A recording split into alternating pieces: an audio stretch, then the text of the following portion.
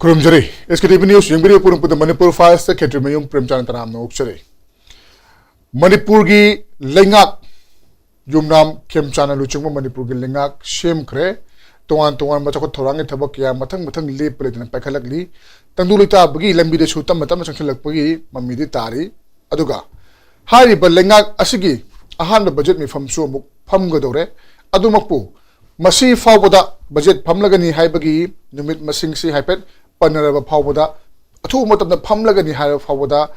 Cabinet expansion minister Singh मसिंग सुना हापतना लेरपसी अखोई कुशलक highway तारे मदुना मरम मरकन मियामना हंगबा होंगरै करिगिदमकता मिनिस्टर सिंह हापतना थम्बिबनो मिनिस्टर सिंह हापरा दुगी मतिक लोलिबसी करिगिनो नत्र हारेगना सेंटरना पुमनमक सिलकपदु लोइनमक यागदौरिब्रा करम मोंग सिलकदौरिबनो कना कना यावबु यारिबगे हौजिक नांगनारिबसिंग असगी मरकता करम करमबसिंग यावबु याना लेरबगे हाइबगी वहांगसि सावन लाकपा दुना मरम मरकंदा ngasi खनगदौरिबा खोगी डिस्कशन असि मरुवैना हौजिक लेरिबा लेंगाक असगी मिनिस्टर की खोगी बर्थ यावरकपा याबा एमएलए सिंग ममिंग कना कना ओगदौरिबगे अमदी हारिबा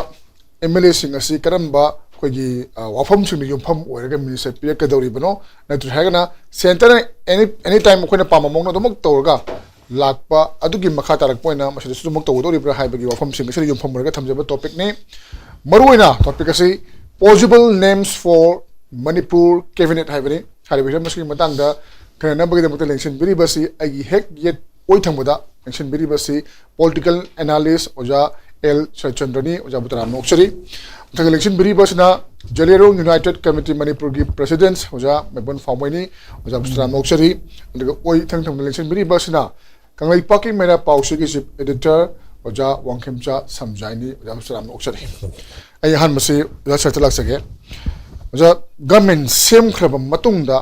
तोंगान तोंगान थबक कया अमसु डेप्यूटी चीफ मिनिस्टर अनी गलोरेना अदुम तौबु उई अदुबु मिनिस्टर की वफम से लाकप मतमदा कनामत करिमत हाइब ngamde अदुगा सुम ngang na ba mamadi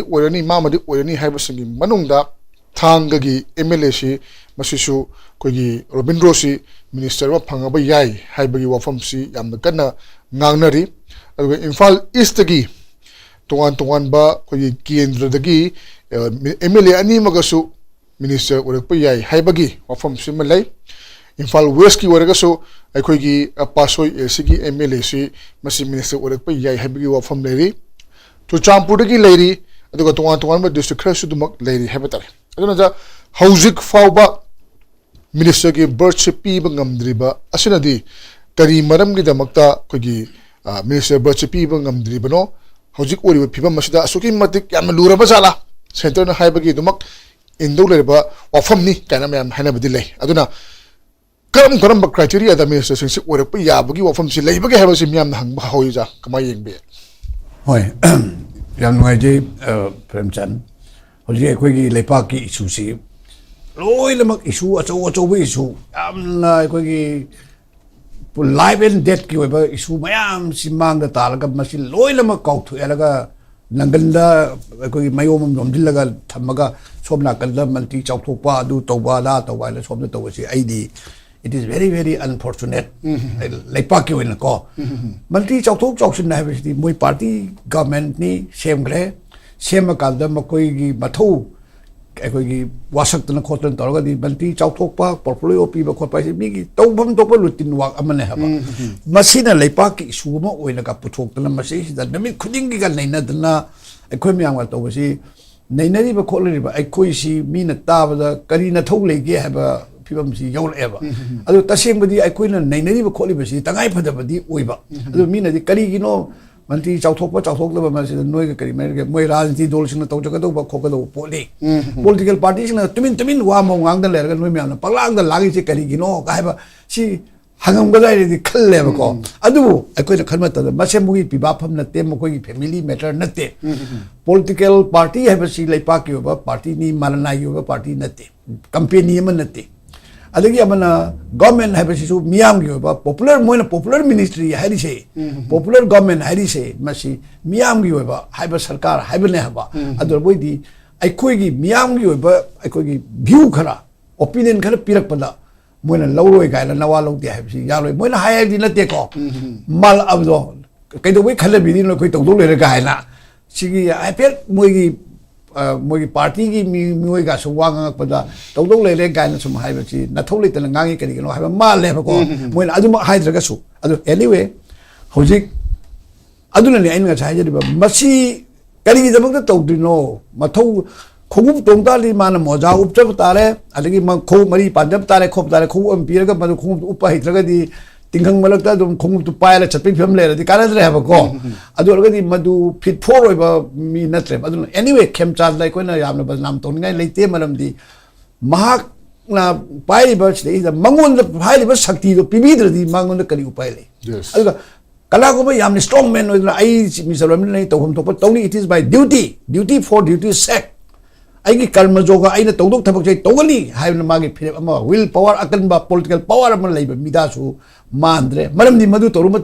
party दगी माबु की आउट तौर याबा मागी तुंग बाई फ्यूचर पॉलिटिकल कैरियर छोलप याबा पोचु तौ लेबनी मधु खोजु अइना फल हेरो सालिंगसु याद पोच लेबको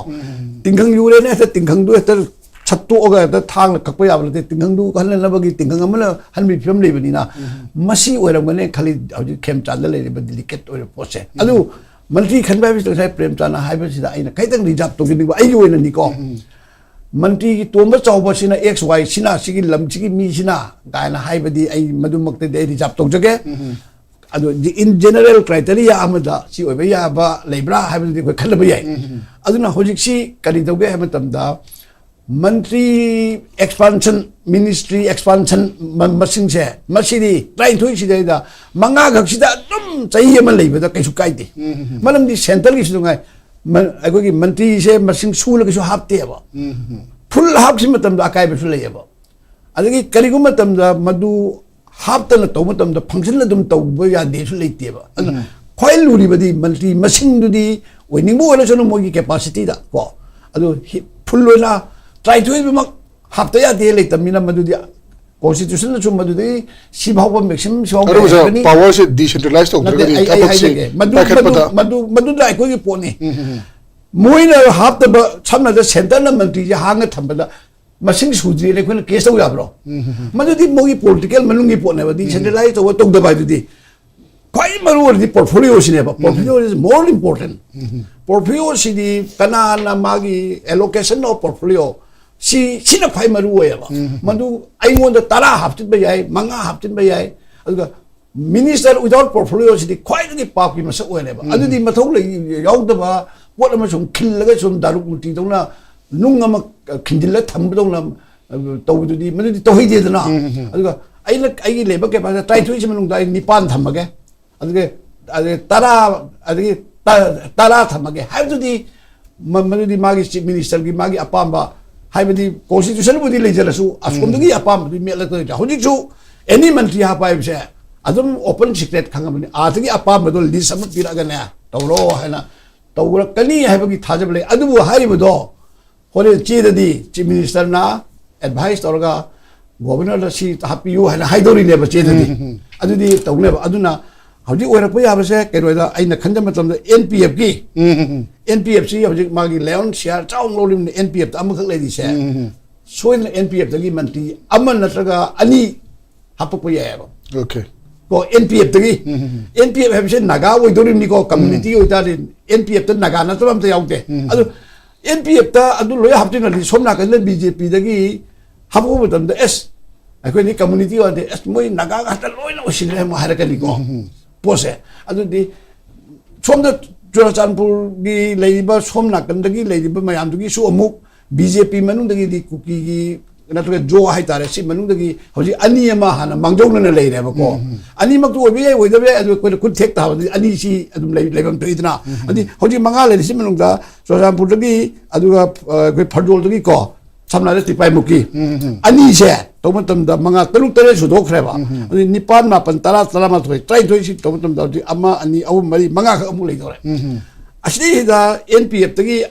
ani nata su amu kha haira se ba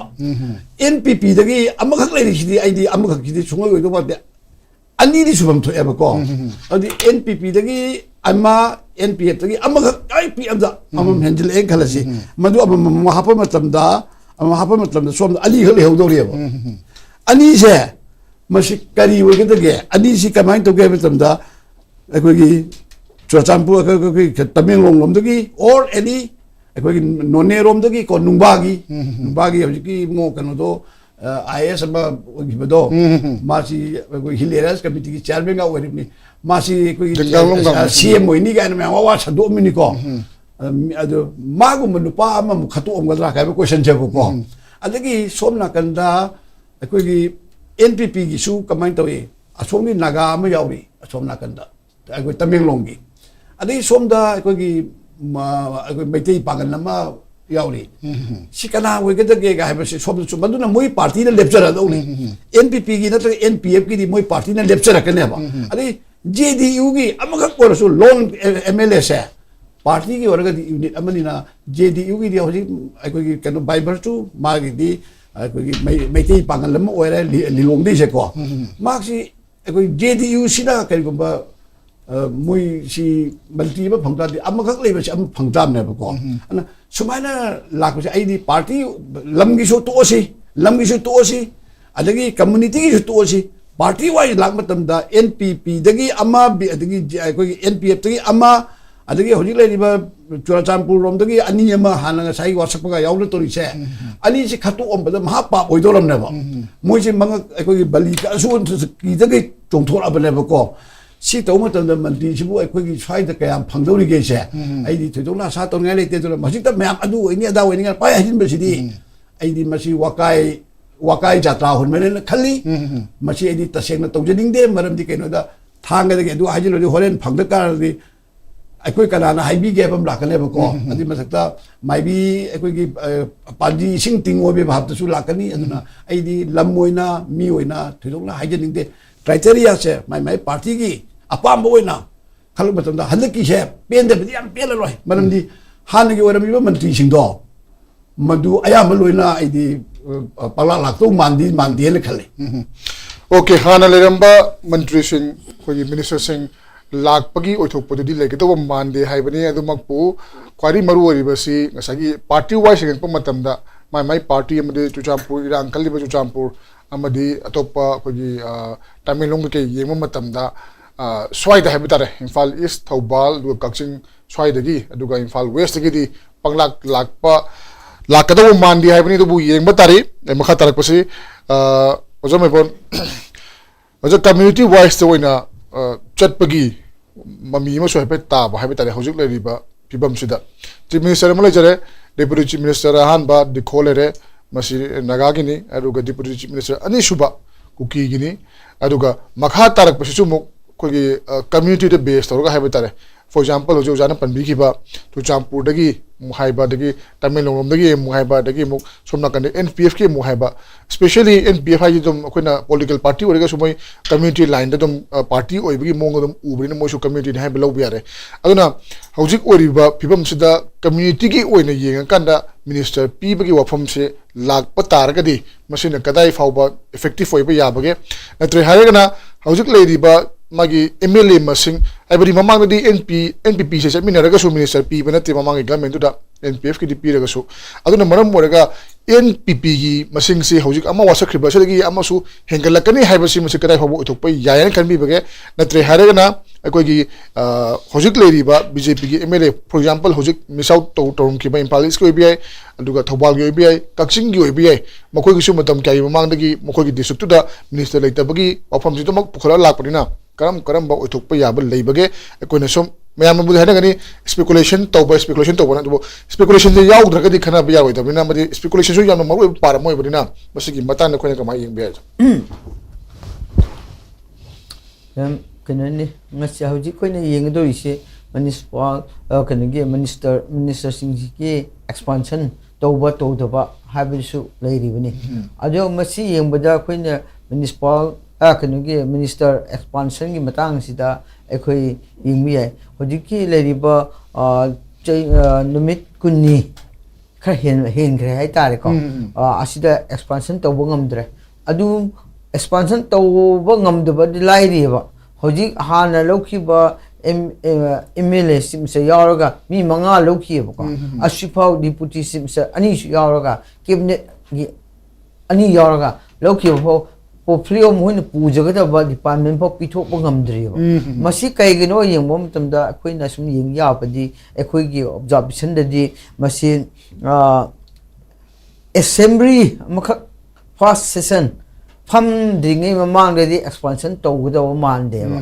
maram di expansion tawba hai basiga assembly han session amba pham basiga asi ani maksida akhoi yengmi abadi han namasi han gi government ga manna deba andaki government no form to base ajuna hana expansion tawba taragadi assembly first session sida problem thopusu yaeba penarak tabagi aduga amagi pen do house do problem thokpa taragadi hariba manipur gi lady ba situation sida problem hena mu thopi yai haibo khalon dagi aidi session mamang di expansion tawda mandaba ajuna tawba taragasu example sida hathu assembly gi manung sida tawdabi yadabana assembly phamlagadi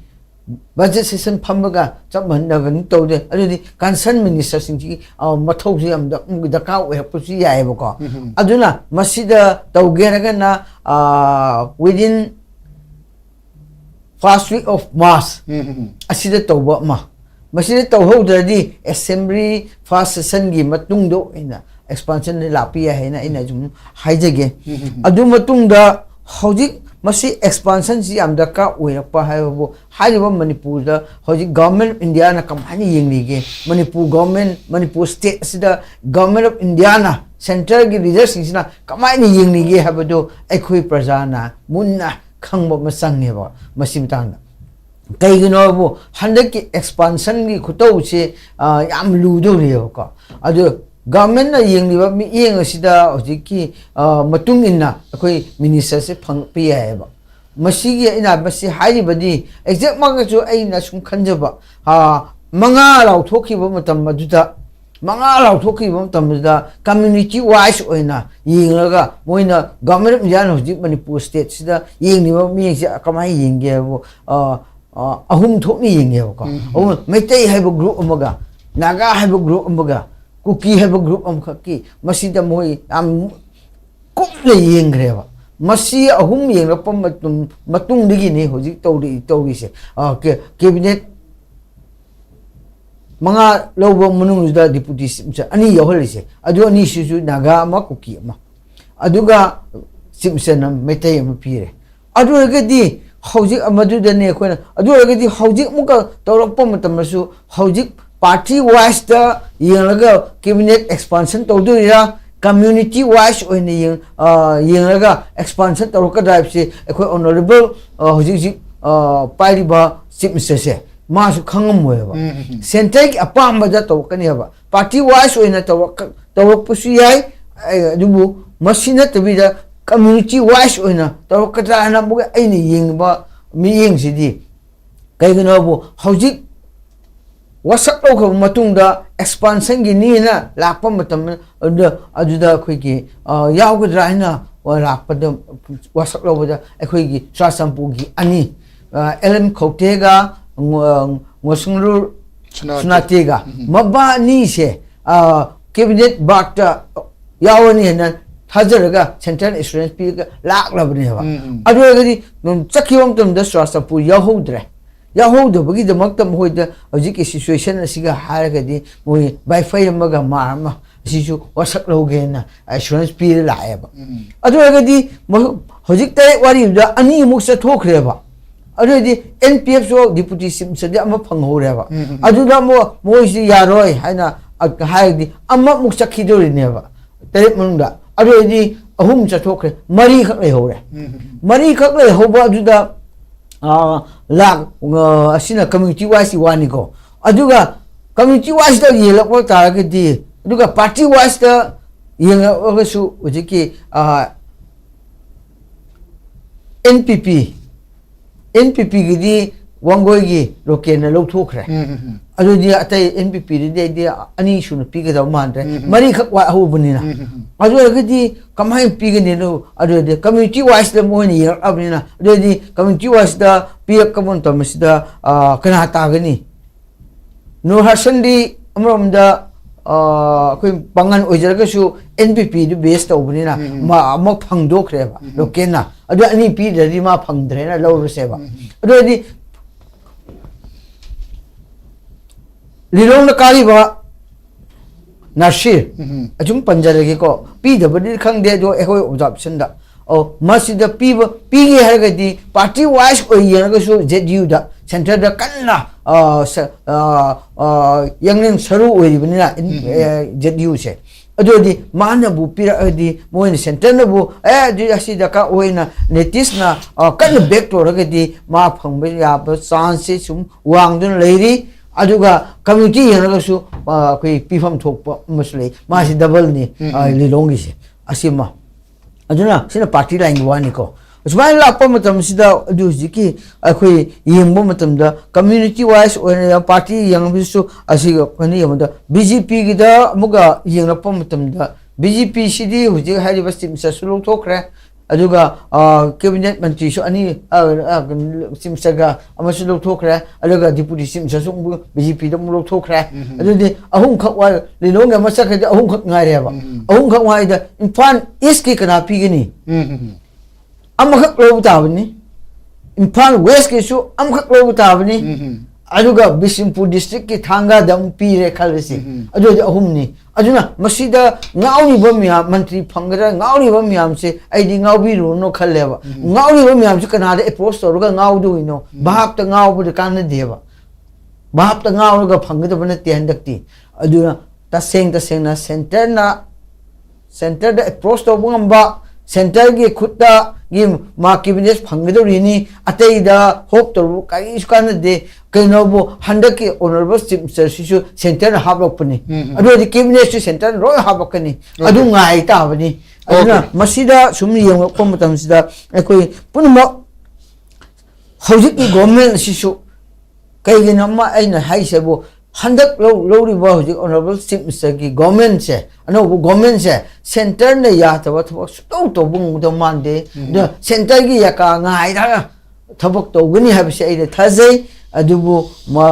madu bona tabara afaba tawpadi oisinu adubu akhoi khanjabadi center gi yaka ngai raga thobak tawba ngai ba habsidi choidra ma le habse ai observation ahamal thamdige okay chief minister su center na haplak pani adu ibe taraga di cabinet chu masa mathan to automatically center gi do mo khale padu ya ba tabani haibani adu rega di center na lengak pa dugumba state ama dum orega lerega dra leiba singa sina kogi chumna gi maming te yoina leibi wafom du laktura haibagi wangsim dili haitare wangsim matang ni oda samjai lak sending se oja kogi federal structure leiba kogi leiba asida haibetare asigumba state ki lengak lejai haragasu center na som toning mo tawle targadi magi state ki list center ki list habi union list adu concurrent list tongan khaido to nagada mayam du loina mak amaso masu center na haipa to ngata yes na chatbagi mong da lakadra haibagi chingna miyam da leite bana te hojuk ori pipa machina specially kogi cabinet expansion to matam da masagi aina chief minister orega ai cabinet to aina recommend to wasak lawada bani aina pama mong da ai thawak to mina ban wangai da ba thajabadu tawgada su tawdre aduga hojuk assembly kobagi wafam lakhre hojuk fawo expansion tawdri tawbu matam da community tawgadra district wise tawgadra political wise tawgadra haibasi bauta khangba ngamdre chief minister masabong pok hojik kana hakpadagi haibasi khangba ngam moi haibagi tongan convention pinarei adu eba taragadi koi still hojik su koi center na paiba chap manarabra kogi only haiba center na pirekpa hayakpa singdu implement thabak to tawna ba hidi thabak to onthona bagi damakta new khra thamba dawna lengak chi thambaga chap manarabra habi wangsi lai hai tare jaka mani yengbe nam chome akogi kono yankarna hambiram do ISK TV mem dabiram man pro ko ngonjari huchi ori film je karino habada manipur se khogi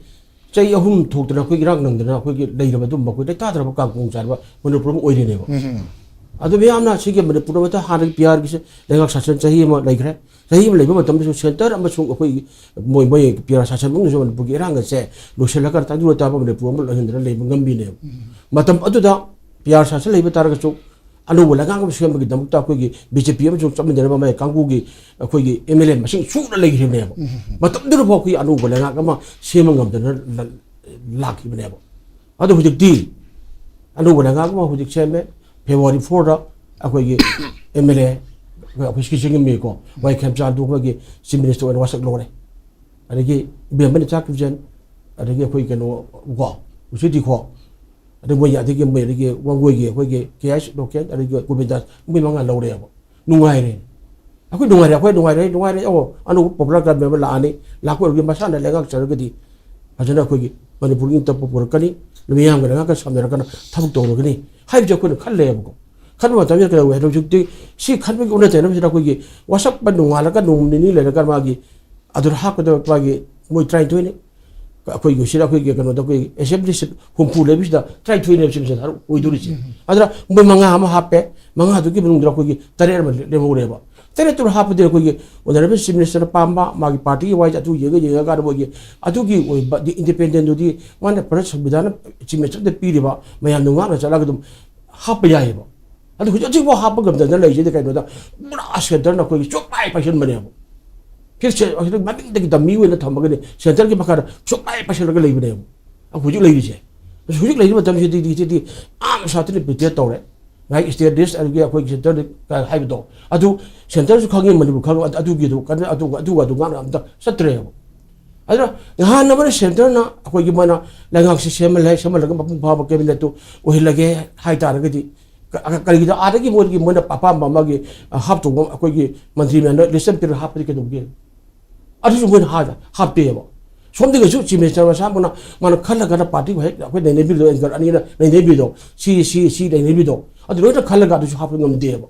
ꯁꯤꯗꯤ ꯀꯔꯤꯅꯣꯕ ꯑꯗꯨ ꯁꯦꯟꯇꯔꯅ ꯄꯨꯔꯥ ꯑꯩꯈꯣꯏ ꯁꯥꯟꯅꯕꯅꯦꯕ ꯍꯧꯖꯤꯛ ꯈꯦꯝꯆꯥꯟꯅ government chief minister ꯈꯦꯝꯆꯥꯟ ꯂꯩꯔꯤꯁꯤ ꯑꯩꯈꯣꯏꯒꯤ ꯂꯨꯞ ꯌꯥꯎꯗ꯭ꯔꯕ ꯅꯤꯡꯊꯧꯗꯣ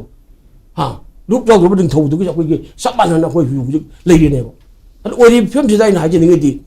ꯁꯦꯟꯇꯔꯅ ꯁꯥꯟꯅꯕ ꯉꯁꯤ ꯅꯨꯃꯤꯠ 12 ꯁꯨꯔ ꯐꯥꯎꯗ ꯀꯦꯕꯤꯅꯦꯠ ꯑꯦꯛꯁꯄꯥꯟꯁꯟ ꯇꯧꯗꯕ ꯑꯗꯒꯤ ꯃꯥꯒꯤ ꯄꯣꯠ ꯄꯤꯊꯣꯛꯇꯅ ꯂꯩꯕꯁꯤꯗ ꯃꯅꯤꯄꯨꯔꯒꯤ MLA ꯃꯌꯥꯝ ꯇꯨꯃꯤꯟꯅ ꯂꯩ ꯇꯨꯃꯤꯟꯅ ꯋꯥꯅ ꯍꯥꯏꯗꯦꯕ ꯃꯣꯏꯒꯤ ꯔꯥꯏꯠ ꯄꯨꯝꯅꯃꯛ ꯃꯠꯇꯅ ꯈꯣꯠꯇꯅ ꯂꯩꯕ ꯆꯠꯂꯦ ꯑꯗꯒꯤ ꯃꯅꯤꯄꯨꯔꯒꯤ ꯄ꯭ꯔꯖꯥ ꯃꯌꯥꯝ ꯑꯃꯇꯩ ꯃꯌꯥꯝ ꯄꯨꯝꯅꯃꯛ ꯄꯣꯂꯤꯇꯤꯀꯦꯜ ꯈꯪꯉꯕ ꯔꯥꯖꯅꯤꯇꯤ ꯈꯪꯉꯕ ꯇꯨꯃꯤꯟꯅ ꯂꯩꯌꯦꯕ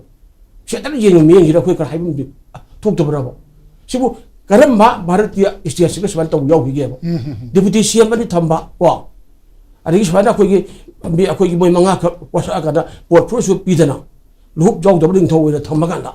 ꯑꯗꯨꯛ ꯑꯣꯏꯅ ꯊꯝꯕꯁꯤꯕꯨ ꯀꯔꯝꯕ ꯚꯥꯔꯠꯀꯤ ꯁ꯭ꯇꯦꯠꯇ ꯌꯥꯎꯔꯒꯦꯕ ꯁ꯭ꯇꯦꯠ ꯂꯤꯁ ꯁꯦꯟꯇ꯭ꯔꯦꯜ ꯂꯤꯁ ꯂꯤꯁ ꯀꯥꯏꯗꯣ ꯂꯣꯏ ꯈꯪꯉꯤꯅꯦꯕ ꯑꯗꯣ ꯚꯥꯔꯠ ꯁꯪꯕꯤꯙꯥꯟꯁꯤꯕꯨ ꯚꯥꯔꯠ ꯁꯪꯕꯤꯙꯥꯟ ꯈꯣꯡꯒꯧꯅꯗꯤ ꯀꯅꯥꯅꯣꯕ ꯁꯦꯟꯇꯔ ꯃꯁꯥꯅ ꯚꯥꯔꯠ ꯁꯪꯕꯤꯙꯥꯟꯁꯤ ꯑꯩꯈꯣꯏꯒꯤ ꯈꯣꯡꯒꯧꯅꯕ ꯆꯞ ꯃꯥꯟꯅꯔꯦ ꯑꯩ ꯍꯥꯏꯅꯤꯡꯉꯦꯕ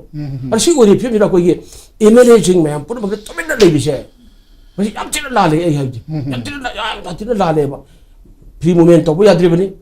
ꯃꯁꯥꯒꯤ ꯃꯔꯝꯗꯝꯗ ꯃꯩꯇꯩ ꯀꯝꯃꯨꯅꯤꯇꯤ ꯈꯟꯇꯣꯛꯑꯀꯥꯟꯗ ꯁꯨꯕ ꯅꯣꯝꯕ ꯌꯥꯗ꯭ꯔꯤꯕꯅꯤ ꯏꯗꯨꯀꯦꯁꯟ ꯁꯦꯛꯇꯔ ꯀꯥꯡꯄꯣꯠ ꯂꯣꯏꯅ ꯇꯧꯅ ꯂꯩꯔꯤꯕ ꯑꯃ ꯂꯩꯕꯥꯛ ꯑꯃꯅꯦꯕ ꯁꯤꯐꯥꯎꯗ ꯁꯦꯟꯇꯔ ꯒꯚꯔꯟꯃꯦꯟꯠꯅ ꯂꯣꯏꯁꯤꯟꯒꯦ ꯇꯧꯒꯦ ꯍꯥꯏꯇꯥꯔꯒꯗꯤ ꯏꯔꯥꯏ ꯂꯥꯏꯅ ꯂꯣꯏꯁꯤꯟꯕ ꯉꯝꯗꯅ ꯂꯩꯕꯗꯣ ꯉꯁꯤꯐꯥꯎ ꯑꯩꯈꯣꯏꯅ ꯂꯩꯇꯕ ꯍꯥꯏꯕꯁꯤꯗꯤ ꯑꯩꯈꯣꯏꯒꯤ ꯌꯥꯝ ꯊꯤꯅ ꯂꯥꯜꯂꯦꯕ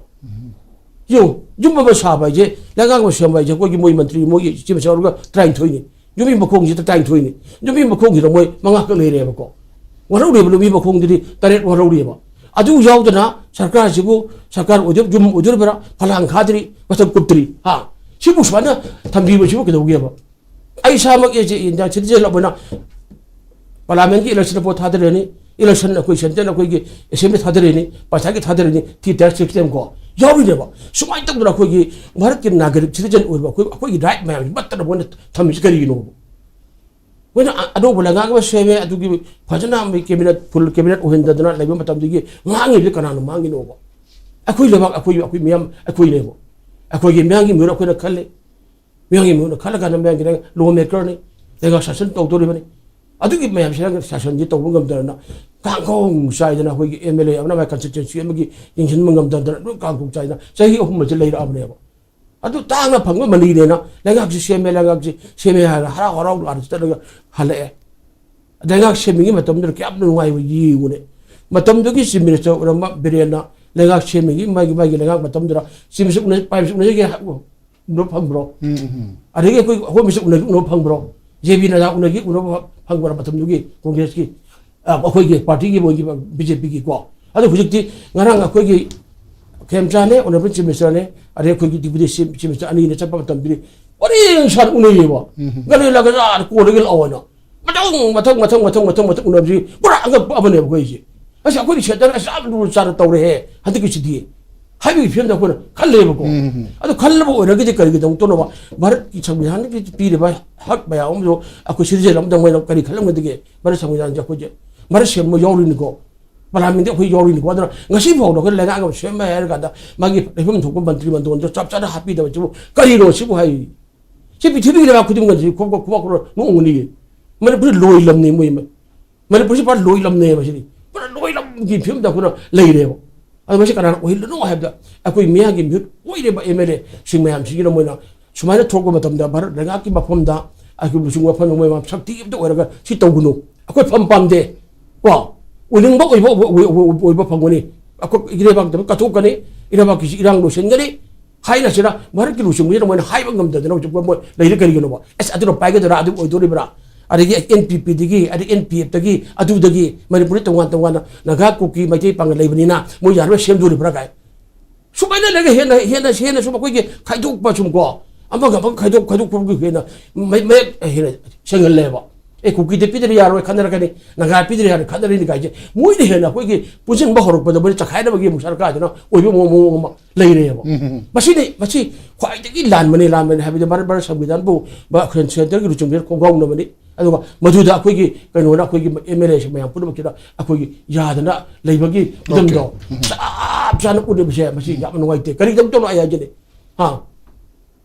ꯀ꯭ꯔꯥꯎꯟ ꯑꯩꯈꯣꯏꯒꯤ ꯂꯨꯍꯨꯞ ꯌꯥꯎꯗ꯭ꯔꯕ ꯑꯩꯈꯣꯏꯒꯤ ꯅꯤꯡꯊꯧꯗꯨꯅ ꯑꯩꯈꯣꯏꯒꯤ ꯈꯦꯝꯆꯥꯟ ꯀꯔꯨꯛ ꯊꯝꯕꯤꯔꯤꯕꯅꯣ ꯃꯥꯅ ꯆꯤꯐ ꯃꯤꯅꯤꯁꯇꯔ ꯑꯣꯏꯔꯛꯄꯗꯒꯤ ꯇ꯭ꯔꯥꯟꯁꯄꯣꯔꯠ ꯑꯦꯟꯗ ꯀꯝꯃꯨꯅꯤꯀꯦꯁꯟ ꯂꯝꯕꯤ ꯊꯣꯡ ꯁꯦꯝꯕ ꯁꯥꯕꯒꯤ ꯃꯇꯝꯗ ꯄꯥꯏꯈꯠꯂꯛꯏꯀꯣ ꯅꯨꯡꯉꯥꯏꯕ ꯌꯥꯝꯅ ꯑꯗꯒꯤ ꯃꯤꯒꯤ ꯀꯩꯅꯣ ITPꯁꯤꯡꯅ ꯂꯩꯔꯕ ꯔꯤꯂꯤꯐ ꯀꯦꯝꯞ ꯆꯠꯂꯒ ꯃꯄꯤ ꯇꯩꯊꯣꯛꯏ ꯑꯗꯩ ꯂꯩꯉꯥꯛꯅ ꯄꯤꯕ ꯌꯥꯕ ꯄꯤꯒꯅꯤ ꯑꯗꯨ ꯇꯧꯒꯅꯤ ꯍꯥꯏꯅ ꯃꯥꯅ ꯐꯖꯅ ꯎꯅꯗꯅ ꯚꯔꯆꯨꯋꯦꯜ ꯈꯨꯠꯊꯥꯡꯗ ꯆꯨꯔꯆꯥꯟꯄꯨꯔ ꯁꯥꯏ ꯑꯗꯩ ꯇꯃꯦꯡꯂꯣꯡ ꯁꯥꯏ ꯂꯣꯏ ꯁꯥꯏ ꯀꯣ ꯀꯕꯨꯏ ꯁꯥꯏꯀꯣ ꯁꯨꯃꯥꯏꯅ ꯂꯩꯉꯥꯛ ꯃꯄꯨꯅꯤ ꯃꯥꯗꯤ ꯃꯤꯆꯤꯡ ꯃꯀꯥꯏ ꯈꯥꯏꯗꯕꯅꯤ ꯑꯃꯠꯇꯅꯤ ꯍꯥꯏꯕꯗꯨ ꯎꯔ ꯅꯨꯡꯉꯥꯏꯖꯩꯕꯀꯣ ꯁꯤ ꯅꯨꯡꯉꯥꯏꯌꯦꯕ ꯐꯔꯛꯑꯅꯤ ꯑꯩꯈꯣꯏ ꯁꯤ ꯇꯧꯔꯅꯤ ꯍꯥꯏꯕꯁꯤ ꯎꯔꯦꯕ ꯆꯠꯂꯦ ꯉꯔꯥꯡꯗ ꯆꯠꯄꯗ ꯑꯩꯈꯣꯏꯒꯤ ꯑꯗꯨꯅ ꯀꯦꯟꯗ꯭ꯔꯒꯤ ꯀꯩꯅꯣꯗ ꯃꯟꯇ꯭ꯔꯤ ꯀꯩꯅꯣꯗꯨꯅ ꯍꯥꯏꯔꯦ ꯑꯩꯈꯣꯏꯒꯤ ꯀꯩꯅꯣꯒꯤ ꯌꯨꯝ ꯀꯣ ꯑꯩꯈꯣꯏꯒꯤ 5,000 ꯁꯥꯟꯅ ꯑꯌꯥ ꯄꯤꯅꯦꯅ ꯑꯩꯈꯣꯏ ꯅꯨꯡꯉꯥꯏꯌꯦꯕ ꯑꯗꯨ ꯁꯨꯃꯥꯏꯅ ꯇꯧꯔꯒ ꯅꯨꯃꯤꯠ 2 ꯂꯩꯉꯥꯛ ꯁꯦꯝꯗ꯭ꯔꯒ ꯃꯣꯏ 3 ꯃꯣꯏ 5ꯗꯪ ꯊꯝꯃꯒ ꯑꯗꯨꯁꯨ ꯋꯥꯔꯜ ꯐ꯭ꯂꯣꯔꯁꯨ ꯄꯤꯗꯅ ꯋꯥꯠꯂꯤꯕ ꯃꯣꯏ 8ꯁꯨ ꯍꯥꯞꯄꯤꯗꯅ ꯊꯝꯕꯁꯤ ꯀꯔꯤꯅꯣ ꯁꯤ ꯀꯔꯝꯕ ꯂꯩꯕꯥꯛ ꯀꯔꯝꯕ ꯚꯥꯔꯠꯀꯤ ꯏꯁꯇꯦꯠ ꯊꯣꯛꯈ꯭ꯔꯒꯦꯕ ꯃꯁꯤꯅꯗꯤ ꯑꯩꯈꯣꯏ ꯃꯅꯤꯄꯨꯔꯒꯤ ꯃꯤꯌꯥꯝ ꯄꯨꯝꯅꯃꯛꯁꯦ ꯀꯩꯁꯨ ꯂꯩꯇꯅ ꯈꯟꯗꯦ ꯅꯣꯏꯁꯤꯅ ꯑꯩꯈꯣꯏꯒꯤ ꯂꯣꯏ ꯂꯝꯅꯤ ꯑꯩꯈꯣꯏꯅ ꯇꯧꯅꯤꯡꯕ ꯇꯧꯕ ꯌꯥꯅꯤ ꯅꯣꯏꯁꯦ ꯏꯟꯗꯤꯌꯥꯒꯤ ꯀꯦꯇꯤꯞ ꯃꯥꯔꯀꯦꯠ ꯑꯩꯈꯣꯏꯒꯤ ꯂꯂꯣꯟꯕꯅꯤ ꯑꯩꯈꯣꯏꯅ ꯄꯤꯖꯕ ꯐꯝꯃꯒ ꯐꯝꯃꯣ ꯑꯃ ꯇꯧꯕ ꯑꯗꯨꯅ ꯑꯩꯈꯣꯏꯅ ꯁꯨꯃꯥꯏꯅ ꯂꯩꯔꯦꯕ ꯁꯨꯃꯥꯏꯅ ꯌꯦꯡꯕ ꯃꯤ ꯀꯅꯥ ꯌꯦꯡꯍꯜꯂꯤꯅꯣ ꯍꯥꯏꯕꯗ ꯑꯩꯈꯣꯏꯒꯤ ꯂꯩꯉꯥꯛꯅ ꯑꯣꯏꯔꯤꯕ MLAꯁꯤꯡꯅ ꯌꯦꯡꯍꯟꯕꯅꯦꯕ ꯃꯣꯏꯅ ꯂꯨꯆꯤꯡꯕ ꯃꯥꯟꯅꯔꯕ ꯗꯤꯗꯤꯀꯦꯠ ꯃꯥꯡ ꯊꯥꯔꯝꯃꯕ ꯁꯤꯟꯁꯤꯌꯔꯇꯤ ꯑꯣꯏꯔꯕ ꯅꯦꯁꯦꯖꯝ ꯑꯣꯏꯔꯕ ꯇꯨꯡꯒꯤ ꯐ꯭ꯌꯨꯆꯔ ꯈꯜꯂꯕ ꯑꯣꯏꯔꯒꯗꯤ ꯀꯔꯤꯗ ꯐꯟꯃꯨꯟꯅꯒꯗꯒꯦ ꯀꯔꯤꯗ ꯃꯣꯏ ꯇꯧꯒꯗꯒꯦꯕ ꯃꯣꯏꯅ ꯂꯥꯟꯕꯗꯒꯤꯅꯤ ꯑꯗꯨꯒ ꯁꯦꯟꯇꯔꯅ ꯑꯩꯈꯣꯏꯁꯦ ꯄꯨꯔꯥ ꯀꯣꯂꯣꯅꯤꯌꯦꯜ ꯔꯨꯜ ꯑꯃ ꯊꯝꯃꯦ ꯚꯥꯔꯠ ꯁꯪꯕꯤꯙꯥꯟꯁꯤ ꯁꯦꯟꯇꯔꯅ ꯈꯣꯡꯒꯥꯎꯅꯕꯒꯤ ꯐꯤꯕꯝꯗ ꯂꯩꯔꯦ ꯃꯁꯤꯃꯛꯇꯤ ꯍꯥꯛꯃꯜꯂꯤ ꯃꯁꯤ ꯆꯨꯝꯗꯕ ꯃꯤꯠꯌꯦꯡꯅꯤ ꯍꯥꯏꯕꯁꯤ ꯊꯝꯖꯒꯦ MLAꯁꯤꯡ ꯍꯥꯏꯕ ꯇꯥꯔꯦ ꯃꯁꯥ ꯃꯁꯥꯒꯤ ꯍꯛ ꯔꯥꯏꯠꯁꯤꯡ ꯑꯗꯨ ꯄꯨꯂꯞ ꯈꯣꯡꯒꯥꯎꯅꯕꯒꯤ ꯃꯑꯣꯡꯗ ꯇꯧꯔꯛꯑꯒ ꯇꯨꯃꯤꯟ ꯂꯩꯔꯤꯕ ꯀꯔꯤꯗꯧꯕꯒꯤꯅꯣ ꯍꯥꯏꯕꯒꯤ ꯋꯥꯐꯝꯁꯤꯅꯤ ꯃꯃꯥꯡꯗꯁꯨ ꯎꯅꯖꯒꯦ ꯍꯥꯏꯕꯗ ꯆꯤꯐ ꯃꯤꯅꯤꯁꯇꯔ ꯌꯥꯎꯅ ꯎꯅꯈꯤꯗ꯭ꯔꯕ ꯑꯗꯨꯒ ꯍꯟꯖꯟ ꯍꯧꯖꯤꯛꯁꯨ ꯑꯃꯨꯛ ꯒꯃꯦꯟ ꯁꯦꯝꯕꯒꯤ ꯃꯇꯥꯡ ꯑꯁꯤꯗ ꯁꯨꯃꯥꯏꯅ ꯇꯧꯔꯤꯕ ꯑꯁꯤꯅꯗꯤ ꯑꯩꯈꯣꯏꯒꯤ ꯃꯅꯤꯄꯨꯔ ꯑꯁꯤꯕꯨ ꯁꯦꯟꯇꯔꯅ ꯀꯔꯝꯕ ꯃꯤꯠꯌꯦꯡ ꯌꯦꯡꯉꯤꯕꯅꯣ ꯍꯥꯏꯕꯒꯤ ꯋꯥꯍꯪꯁꯤ ꯂꯥꯛꯏ ꯍꯥꯏꯕꯅꯤ ꯁꯆꯟꯗ꯭ꯔ ꯃꯁꯤꯗꯅꯤ ꯑꯩꯅ ꯍꯪꯖꯅꯤꯡꯉꯤꯁꯤ ꯁ꯭ꯇꯦꯠ ꯁꯦꯟꯇꯔ ꯔꯤꯂꯦꯁꯟꯁꯤꯞꯀꯤ ꯃꯇꯥꯡꯗ ꯇꯨꯡꯗ ꯂꯥꯛꯀꯗꯧꯕ ꯃꯤꯔꯣꯜꯁꯤꯡꯅ ꯌꯥꯝꯅ ꯅꯦꯒꯦꯇꯤቭ ꯑꯣꯏꯕ ꯑꯩꯈꯣꯏꯒꯤ ꯋꯥꯈꯜꯂꯣꯟ ꯑꯃ ꯆꯠꯈꯤꯕ ꯌꯥꯕ ꯊꯧꯑꯣꯡ ꯉꯥꯛꯇꯅꯤ ꯊꯣꯛꯏꯁꯤꯡꯁꯤ ꯆꯤꯐ ꯃꯤꯅꯤꯁꯇꯔꯅ ꯃꯍꯥꯛꯀꯤ ꯀꯦꯕꯤꯅꯦꯠ ꯈꯟꯖꯕ ꯉꯝꯗ꯭ꯔꯦ ꯑꯗꯨꯒ ꯆꯤꯐ ꯃꯤꯅꯤꯁꯇꯔ ꯐꯥꯎꯕꯗ MLAꯁꯤꯡꯅ ꯈꯟꯕ ꯉꯝꯗ꯭ꯔꯦ ꯁꯦꯟꯇꯔꯗꯒꯤ ꯍꯥꯞꯄꯤ ꯍꯥꯏꯕꯒꯤ ꯋꯥꯐꯝꯁꯤꯗꯤ ꯂꯣꯏꯅꯃꯛ ꯚꯥꯏꯔꯦꯜ ꯑꯣꯏꯔꯦ ꯍꯥꯏꯕ ꯇꯥꯔꯦ ꯃꯌꯥꯝꯗ ꯑꯗꯨ ꯑꯣꯏꯕ ꯇꯥꯔꯒꯗꯤ ꯑꯩꯈꯣꯏꯒꯤ ꯃꯤꯌꯥꯝꯅ ꯚꯣꯠ ꯄꯤꯔꯒ ꯈꯟꯈ꯭ꯔꯤꯕ ꯃꯤꯍꯨꯠꯁꯤꯡꯁꯤ ꯑꯩꯈꯣꯏꯒꯤ ꯃꯅꯤꯄꯨꯔꯤ ꯃꯤꯌꯥꯝꯁꯤ ꯔꯤꯄ꯭ꯔꯖꯦꯟ ꯇꯧꯔꯤꯅꯤ ꯃꯅꯤꯄꯨꯔ ꯃꯤꯌꯥꯝꯒꯤ ꯔꯤꯄ꯭ꯔꯖꯦꯟ ꯇꯧꯔꯤꯕ ꯃꯈꯣꯏꯕꯨ ꯁꯤꯒꯨꯝꯕ ꯃꯤꯠꯌꯦꯡ ꯌꯦꯡꯉꯛꯄ ꯍꯥꯏꯕꯁꯤꯃꯛ ꯑꯩꯈꯣꯏꯒꯤ ꯃꯅꯤꯄꯨꯔꯗ ꯁꯣꯛꯄ ꯅꯠꯇꯕ꯭ꯔꯥ ꯑꯗꯨ ꯑꯣꯏꯕ ꯇꯥꯔꯒꯗꯤ ꯍꯧꯔꯛꯂꯤꯕ ꯃꯤꯔꯣꯜꯁꯤꯡꯁꯤꯅ ꯑꯩꯈꯣꯏꯒꯤ ꯁꯦꯟꯇꯔ ꯑꯃꯗꯤ ꯁ꯭ꯇꯦꯠꯀ ꯂꯩꯅꯔꯤꯕ ꯃꯔꯤꯁꯤ ꯑꯁꯤꯒꯨꯝꯕ ꯅꯦꯁꯅꯦꯜ ꯄꯥꯔꯇꯤ ꯁꯤꯡꯅ ꯄꯥꯏꯔꯛꯄ ꯃꯇꯝꯗ ꯍꯦꯛ ꯁꯤꯒꯤ ꯐꯤꯕꯝꯁꯤ ꯊꯣꯛꯄ ꯇꯥꯔꯒꯗꯤ ꯀꯔꯝꯕ ꯅꯦꯒꯦꯇꯤቭ ꯏꯝꯄꯦꯛ ꯂꯥꯛꯄ ꯌꯥꯕꯒꯦ ꯐ꯭ꯌꯨꯆꯔꯗ तसेंगना हारजा सेंटर याम कन्न कंट्रोल तौसलीसे अकोई यामना मसिदि ओपनली हाइबे यारे अकोई कारिबा MLA सिंगसे मसिगी मागी ꯑꯩꯈꯣꯏꯒꯤ ꯃꯒꯨꯟ ꯋꯥꯠꯄ ꯍꯥꯏꯕ ꯇꯥꯏꯅꯦ ꯃꯤꯌꯥꯝꯒꯤ ꯃꯤꯍꯨꯠ ꯑꯣꯏꯕꯒꯤ ꯃꯥꯒꯤ ꯃꯒꯨꯟ ꯋꯥꯠꯄꯗꯒꯤ ꯇꯧꯕꯅꯤ ꯇꯁꯦꯡꯅ ꯍꯥꯏꯔꯒ ꯃꯤꯁꯤ ꯄꯥꯔꯂꯥꯃꯦꯟꯇꯁꯨ ꯅꯨꯡꯉꯥꯏ MP 10 kun lege leiroi to ama kaktang natra ani kaktang oiba adugumba mi dugi magi personality magi kalodi matung ina ngangi ne bako hoji ko gi manipur gi MP Sri Bimol na nauna karapada ngairi magi performance masagi wena di ngamdaba capacity tawri bako ani parliament ki MP me amdana mabu masak khangba ngamalli ba parliament te sahi manga phama kan de MP masak khangda bu yauri ne bako ai chai da su ngai MLA wena kala kanda microphone si calling karaba mirang thuraba MLA ki microphone jam MLA du late ko microphone du ni ko ya hajari de malam di ngang bagi sound du chatraba sendok pinta ba chap manaba adugumba MLA du kai kanani yang mut oidna ko aduna sigumba mi mayam si leiba ubadagi Prime Minister Narendra Modi gi magi magun leiraba prithvi da masak khangaba khwaidagi hai singabale leiba mamai onjin ningak se Manipur nungsi da bara MLA nungsi da bara ani marakta moram gale ba malam di magi misang je patradi aigi isa duna patradi chorok da chatba tam isa ni haining da ba ikai bampu oidna like ko gi lady ba mentality se masida Narendra Modi na taseng na hara Manipur nungsi da ba ga loilon na MLA magi lady ba party MLA sing su sauning ba nungsi da ba pom ga ba khalle ba ko aduna moi sidi ai ko na pura khut sam lamma ba ngai de ni center na makuse samma ga moi adagi leader ama ani na yet oi pair ga haina na angang chapa mama mapa na tambi ba do adu mai na tambi ga sun sa son je tolok pi habit am lei ramni na makoi da sinalu ba akai ba lekadra haina to ba ko adu moi da sinalu matam la koi like ai da bhaw du ngai angang da barton sinalu di piram do man de na koi ki karmadari masa chatlaga barton pi bai bhab to adu mai na to na moi si BJP ki kamu sing na pura al mai na sil male ai adom sa cha roi maduma moi party orasano hoji ori film di BJP ka hapna sa son si mantri try thoi manung da koi ahum samna ha NPP dai am khak pi ra ba adagi NPF tagi am khak pi ra ba JDU sumi pi da su yari hoji ko JDU am khak lei ba ko pi da ba NPP dagi am dagi suen hendok tra ba adi NPP dagi am ho hendok tra ba am khak pi ra to ba noi di matani adu lai koi manung da napani parasite ni utang bini haina mana khallaga di mathang la ka ba 2027 ki election da BJP ga punna chatmin na ga do party sing do madu thubai ba madu hoji te yan ba hodo re ba manam di sai gi koi party na koi masing ya mane koi di aduni haina tawutam da makhoi gi party manung da gi oi budula loila par ga lapchari phajari noi khaladi hana da moi party manung sidi tasena ha makhong di chetra bana ba yumi makhong chetra bana ba aduna haugiba biren gi government da chu hingi si chu atopa party da gi MLA singduna support pir ga hing bana ba BJP manung da di amata konglaba tinaba ya da bi bhapta lei base aduna hojik chu JDU gumba adagi kano gumba NPP gumba adagi kano gumba gi NPF gumba se masidi adum asom da gi NDA gi grouping da moi cha dom da leijaraga leijaba polina moi si amaru eba aduna halak makta da NPP gi Colonel Sangmaga Tauraga Tripuragi Tripura Mathagi Ningthong Machado moi Tauraga Semni ne to Tripuragi the NPP ga punbagi to boi to khre ba hoje madu mayam di khangam da bai madu ai khangjare to khre ga da Tripura da le ba BJP gi government se masi gi mayok ta lakpa ya bi phimam le na aduna masi gi to ki ba close to gi ba te ko gi issue se close to thok le se kai no da BJP amasung PP gi relation du gi pharak bai pot na ha ba ko aduna sida su Colonel Sangmana moina apa mana si hapo hai matam ha khri le ba som gi adi center lagi per ko na te Colonel Sangma gi indication du na NPP gi local pi di ba ne ba ko samana to matam NPP khangde bia de je kanu khangde NPF khangde ani si negligible oi ra ba to tara ga di mathang election de makhoi mission ga lakwa la oi ra hayeng NDA gi grouping lak matam da kai ko pre poll alliance ma to na punna matam da koi di toga na lek phai na ka ni ha ba lak tara ga di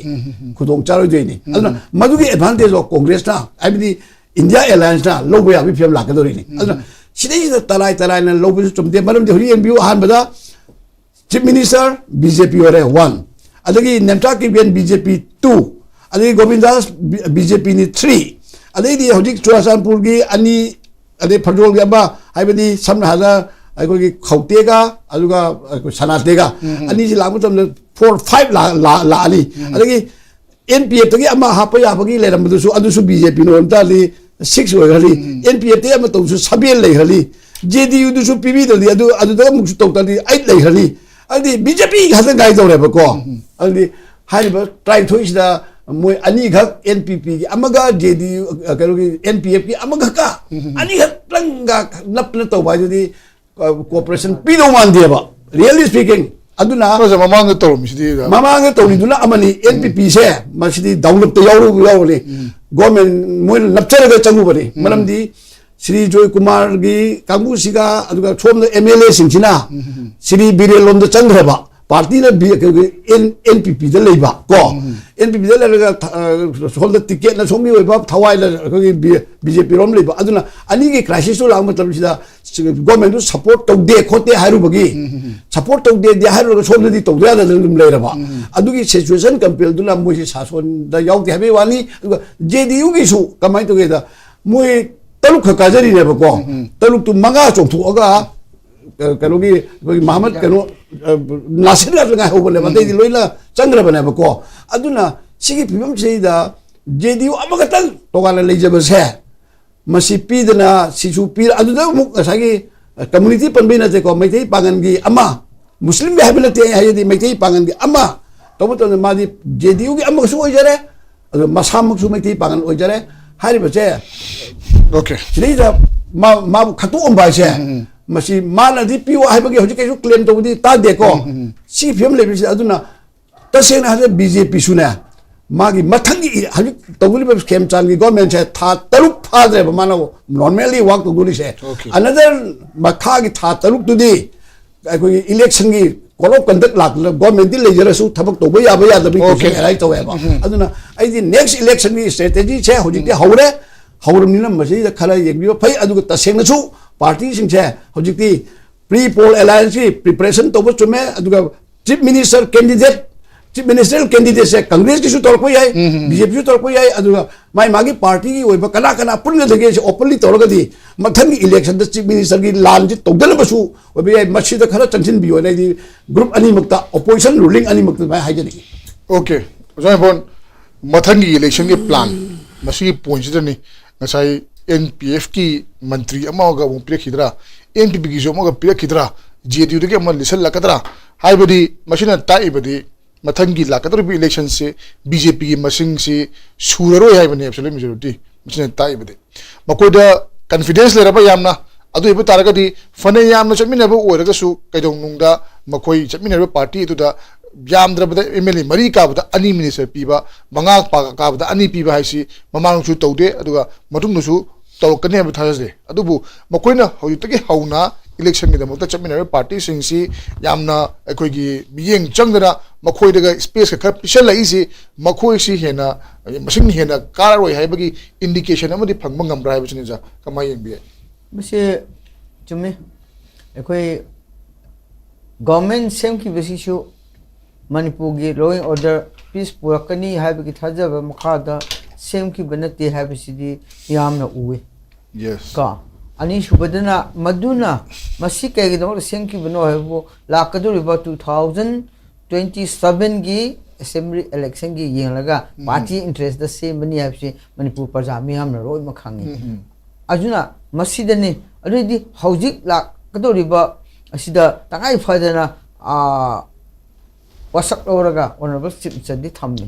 cabinet deputy अनि थम्मे cabinet अनि थम्मे यारे okay अदुबु हौजिक ख्वाइदि लुबदि हौजि हाइबदु पार्टी लाइन द ओइना पी बतारगसु अदुदि मथंग द बीजेपी खक्ता काहनिंबगि वखलोनसु मोइ फाउदब नति फाउरिनि अदुदि हंदक कादुसि हाना पुरंबा मिनिस्टर सिंह सिदी बीजेपी मक्ता मसा मतोमदा हिंबा याबगी पांगन खखल लेरे जो सुफंग फंगौदबा सुप दुगा काबसु ngangbuda ngamoidra moi muka dadi BJP se mo handhakigरा बगी वखलोंदा अनोबा MLA सिंह दसु मंत्री पिरप याबा तम चाउन लेरी अदुबु ख्वाइदि लुबदी हाइदिबा 2027 जे BJP ना चप चाबा majority phangani habsidi mokhoi mathandana asi ngamoi habsi moi khangi maram di kai khangni no habu hariba manipur gi thoriba issue sida center na loriba lol si kamu padana manipur interest da lokhi ge habido masa akoina haidasu moi party national party mo oina center gi yengli banina manipur se kai dori ge habi yengli banina moi phajana tawdi habse moi emit tawba ni maramdi si hojik le ba chai changni ba issue se peace lak ngamdri ba ade initiative lo do begini hena koi lo se ba ko maramda ado agadi hojik ki haiba adi hojik pre-poll alliance have taraba moise hojik le ba NPF kumba NPP kumba JDU kumba se JDU su line di lo bi arde moise center da yanglen saru oi ribanina aduna masi kumbada cabinet piraga kahanba ma aduga NPP ge against moi kan chapia yaroi do ba mo le aduga NPF kisu chat pia do ba khale ka asi kumbala bun matam masidi masi akhoi party line da soidana adjustment di tawakatra ina ine khanjai aduna masi kumba yengba matam masidi masi yam kup ne yengba masang heba ko aduna handak expansion se matam lori se masi gisu oram masi ya heba ko moi party line da yengba amam tawba asida matam da aduna masi la pum tam da yam luba mukha aina khangjabadi hojik ki situation sida pangpi ya da pangpi piruga center na di hojik aina sum yengbada hojik expansion matang sida dum thamjarege ko hojik ki honorable chief minister hojik leriba chief minister su center gi against the center na yaba makhada ayamba sakadaba leibnina anoba hojik ki mantri tramathoi lowudoriba asisu hojik khandoi sisu party line da khanba taragasu aduga committee wide khanba taragasu center gi apambadi mokhoi gi cabinet oigidoriba MLA singse center gi against the ngangloi daba ngambasu ngamloi daba aduga center gi the pressure piroi daba asigumba MLA singse khalaga handa cabinet soina pirakaneba kaigino center gi against the muklaga reba cabinet di hojik center gi against ngam ngami ba MLA bu yori pre adu ne haise adu masirgi hena ama osu ama vote ganak la pona adu mukhoina hek haiba kuding yes degi sakala bagi MLA sing marta asomba de orso kwai som singse habakaneba cabinet se aduna masi khra aidi yam qualify oire ai pisa paire mukli basingda center ka aspiro kha sontak oiba aduga makhon thoidaba ha yes man asigumada expansion yaugani aduga masini ena hajening musidi aduga iro bidaina matam slitre ada hajening mudi haukiba matamda honorable chief minister nungthombam birena simsa oiringe matamda masi crisis thokpada hekta me third gi thokpa matamda digina home minister fa unabsi am wan unaki aduga chief minister su prime minister su unabang ngomkhidi masi matam sida khoi na sum observation tawba matamda obi ai ko adu ai gi observation da kan thamjagi ba hana ke gi namakta masi crisis thokpa matamda ekhoi honorable nungthomo birena unabang ngamdabna chance ni su chance pi dis kaigino even home minister phau yam wana unaki bam tam unado bisum tam chi lei ki bako masi kaigino am dan si crisis thopam dan center na kino mo la na khalabra haibse inu unam masi crisis matam sida hojiki center na khali basiga center na khali basi kama yenge masi hojiki irang thoki bam tam da adu di honorable chief minister represent mano ujimani pugi chief minister nikona center prime minister na home minister yeng drabra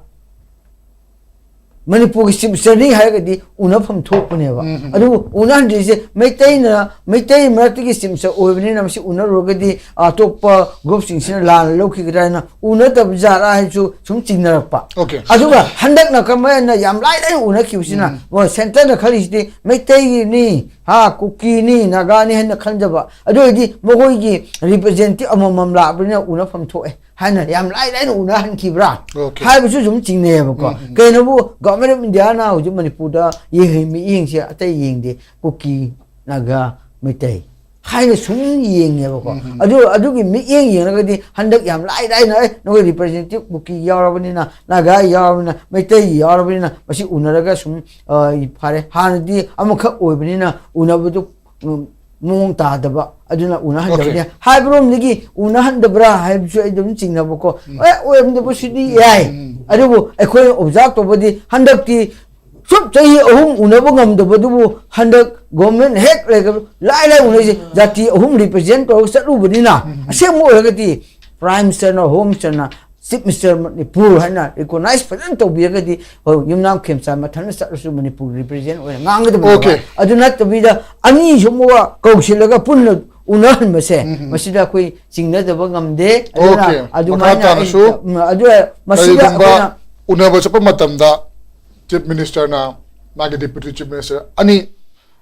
dumak puro chaka dawri bra haibagi wahang asim dilai haibane adusu nagagi makuki ma masina hena tokai uhan bagi masak oiri bra natragana masina pun bagi chaktam du udli bra natragana masina tokai lengak pa yabagi adugamba message ma piri bra haibne chungo wahang ke amadi hoisu hangno leri aroi basi samjai hojik minister fangna bagi damak mai ngam jebi thakta center ke luching unaba aduga kogi tuan ba leader sing da BJP gi OPI aduga minister sing OPI union gi takshin na basi yamal lei aduga handak amna tien ro matam masida minister fanghautra gadi ai board ka bada waga dori ko haina khan basu mayam lei ba tawnu su tawi kamai yeng bi ai ai tham jake kan undi akhoi oi de phim je akhoi party amaduna akhoi phadra lega sasal tawrab ko phadra adu oi ge mai party BJP sina bart expiry ni BJP se akhoi Manipur su BJP lega sasal lei ni ko lei ni matam jira phadra BJP lega sasal jira phadra akhoi tawrab adu lega sasal thajal mai kana budo mi hanu phangho tar ge BJP se tam akhoi na ma du bot adu kadra lei ge ne ba adu akhoi di BJP lega sasal matam na tro chuchan puri epicenter ora kana akhoi akhoi Manipur irang thoke bija adu matam na adu lang tuna akhoi ga tu bagi irang adu lusin mangambra ba adu lusin mangamdadna ngasi phawda chai hum phari ne ba adu di BJP gi haiba party che nation party china akhoi Manipur gi damakta Manipur da ki state abani mapung ba state khalaga na Manipur irang thora kang thong cha lusin mangamda bi adu Manipur khoi Manipur voter or ba miya bina BJP kari ai udum da ge akhoi bu lai bi makara biro property line da thamaga na vote ki matam dana kul pa crore thadra kana leira gani habda leibra haibe sigi film dina koi laeba masi akhoi na khanda ya deba huji hange ne sepek administration ni walu chela brava sepek administration walu chela brava sepek administration ni wabu chula na tabda buffer zone ni walu chela brava moina ngamba moi khutta leibne ba moina tawba ya loin tawhi ya ba ba moina kai dong moina huji pri thara tamino ba je ai di chingna khoi Manipur le miyam pura mukchi loin ma khoi yapang ba khoi ge guha da le ba khoi ge sabana le ba sepek administration form of union territory adu jo decision le pigi dem hai ni ngasi bokta da khoi ge kan khoi ge balti ge khoi ge asi bagjang do lo roi hai ni pachana pana kan ge kwa adu ma ge erai na thidin ge da bani adu bu ge adu towan ba ge separate kan ge pigi dem ni kwa hindu gu na ba hindu ba una da hai ri ba अदर मुइना कुकीना कोई थुगाइ न मने थुगाइ न phone न मागी सेपे मेसन आइबा अगेन अदगी कोई के जी लोइमक थमना माना लेरिबा हा रेड जोन हा अरि बफर जोन लेरिबा सिबो कनाना बजि हो कने न कोई के हाइ गेबा कनाना Manipur रा हो गम ने हालगी चि मेसन गमरा हालगी मैम गमरा Manipur थोबि रांग मैम जे कनुगी पतम ने बीजेपी की पतम ने aduh mana biar orang tambah ni biar betul ngambraba aduh nak orang kadi hujik lenga kan bersama lenga bersama kita we have da macam gitu juro tu ni sebenarnya election kita ngai dia na election maya orang yang usul ni hindi flash maru orang dah gari kan dan tahu betul isi gesek betul ada orang ini lah ni lebih siapa ni isi birani aduh tahu ni ada tahu ni project tahu ni tahu ni moi masih pergi hai lebih ni apa ini aduh lah na border fencing kau hau dengan kita tugai na manggil ba asyik baru ngak sian manggil dah siapa kari no ayah di border fencing itu macam border fencing kau macam tu mending tam kau manggil dah siapa lagi juk oi dah macam tu ngak ngam dah macam apa apa ngak tahu kari no ba aku mau tahu ni si aku baru cuti jadi kan hing macam apa sih kari ni saat ini dah sama aku kari ni ba aduh ni aku baru kan buat macam hing kita kari ada mana ada kita lagi macam orang ba लेगा मैं same बता तो ते तो जो लेगा पहले तो बता रहा और अगर कि मणिपुर बीजेपी है बजे ꯈꯨꯡꯒꯨꯟ ꯐꯥꯎ ꯇꯥꯕ ꯉꯝꯃꯔꯣꯏ ꯑꯗꯨꯅ ꯍꯟꯗꯛ ꯃꯇꯥꯡꯒꯤ ꯑꯣꯏꯅ ꯁꯔꯀꯥꯔꯅ ꯐꯣꯝ ꯇꯧꯔꯛꯄꯅꯦ Okay. ꯑꯗꯨꯗ ꯑꯩꯈꯣꯏꯒꯤ ꯂꯩꯉꯥꯛꯂꯣꯟ ꯑꯣꯏꯔꯕ ꯃꯌꯥꯝ ꯄꯨꯝꯅꯃꯛꯀꯤ ꯑꯦꯝ ꯑꯦꯜ ꯑꯦꯁꯤꯡꯗꯤ ꯂꯣꯏꯅ ꯈꯪꯉꯦ ꯃꯣꯏꯗꯤ ꯍꯤꯁ ꯁ꯭ꯄꯦꯁꯦꯜ ꯚꯣꯏꯁꯅꯦ ꯑꯥꯗꯩ ꯉꯥꯡꯉꯣꯅ ꯉꯥꯡꯕ ꯆꯞꯄꯤ ꯊꯥꯔꯒ ꯄꯨꯡꯂꯣꯟꯒꯤ ꯑꯣꯏꯅ ꯖꯒꯣꯏ ꯁꯥꯕ ꯃꯁꯥꯒꯤ ꯋꯥꯈꯜꯅ ꯃꯁꯥꯒꯤ ꯀꯣꯛꯅ ꯑꯩꯈꯣꯏꯒꯤ ꯉꯝꯗꯕꯅꯤ ꯃꯣꯏ ꯃꯁꯦꯟ ꯃꯌꯥꯝ ꯗꯤꯚꯥꯏꯠ ꯑꯗꯨꯝ ꯁꯥꯟꯅꯔꯒ ꯃꯁꯦꯟ ꯇꯣꯈꯥꯏ ꯇꯥꯟꯅꯔ ꯂꯩꯕ Okay. ꯃꯣꯏ ꯃꯃꯥꯡꯗꯅꯦ ꯀꯞꯇꯅ ꯍꯥꯠꯇꯅ ꯃꯩ ꯊꯥꯗꯅ ꯑꯥꯏ ꯇꯤ ꯄꯤ ꯂꯤꯁꯤꯡ ꯍꯨꯝꯐꯨꯃꯨꯛ ꯂꯩꯔꯤꯁꯦ ꯃꯣꯏ ꯃꯃꯥꯡꯗ ꯃꯅꯤꯄꯨꯔꯒꯤ ꯑꯣꯏꯔꯕ ꯑꯦꯝ ꯑꯦꯜ ꯑꯦꯁꯤꯡ ꯃꯌꯥꯝ ꯃꯃꯥꯡꯗꯅꯦ ꯃꯣꯏ ꯉꯝꯕ꯭ꯔꯣ ꯃꯣꯏ ꯉꯝꯕ꯭ꯔꯕ ꯃꯣꯏꯅ ꯃꯣꯟꯇꯦꯛ ꯃꯌꯨꯝꯗ ꯅꯣꯠ ꯆꯕꯗꯨꯃꯛꯇ ꯑꯩꯈꯣꯏꯒꯤ ꯌꯥꯎꯔꯝꯒ ꯆꯞ ꯃꯥꯟꯅꯅ ꯍꯤꯡꯉꯤ ꯁꯤꯕꯁꯤꯅ ꯃꯣꯏ ꯃꯆꯥ ꯌꯥꯎꯕ꯭ꯔꯥ ꯃꯣꯏ ꯂꯣꯏꯅꯕ ꯌꯥꯎꯕ꯭ꯔꯥ ꯀꯩꯗꯧ ꯌꯥꯎꯏ ꯆꯥꯕ ꯐꯪꯗꯕ ꯌꯥꯎꯕ꯭ꯔꯥ ꯃꯣꯏꯗꯤ ꯅꯨꯡꯉꯥꯏꯅ ꯂꯩꯔꯤꯅꯣ ꯍꯧꯖꯤꯛ ꯅꯨꯡꯉꯥꯏꯅ ꯂꯩꯔꯤꯕ ꯂꯣꯏꯔꯦꯅꯦ ꯑꯩꯈꯣꯏ ꯆꯤꯐ ꯃꯤꯅꯤꯁꯇꯔꯒ ꯂꯥꯛꯀꯅꯤ ꯍꯥꯏꯗꯤ ꯂꯥꯏꯔꯦꯟ ꯃꯇꯨꯡ ꯉꯥꯏꯟꯕ ꯑꯁ ꯕꯔꯤ illine karai karai adro labi sian ba yeng matam do sim bitana yeng ba chappa dra mari le no operation krai yeng yeng jab do hak chan bi ne ba ne adu chan bi ne ga ne lain matung ngai in me ga ne yum thil ga ta thik jab oye ba adu ko mang hak ta le re ko gi evaluation oye ba adro boy mamang de ne ko na lamja sara pil par bo na le je adro hada ki lagak sim je nuai adu ga sidi yang nuai te amom da lagak sim ka ri da por po bi da no moi try jo suna ka to bi da no 혹시 파워 거의 하기네 룩적도 능통도 탐지 거리노 Okay. 시기시 양 란바니 마치 거기 바르기 그노나 바르티 랭앙나 거기 머리포기 미양부 그 슈트나 칸바니 미양 미포 그 슈트나 칸바니 바르 상미야노 뭐 공가우나 보기 몽다 거기 레이브니 뭐 또게 냠미 또니 하비기다 레이브니 아들 거는 내 눈빠가 들어비 통도 그 좀 비들 레이브니 그나 디스커스 아와데 내 마치 거기 딸래 Okay. Maruina ngasi portfolio pi deba minister expansion tong do mai betare masida akoy to ne gan to ne ga to kani no ne thau kai lei masi hang ba ya ba wa hang nati ha betare maram di masi akoy ge right ni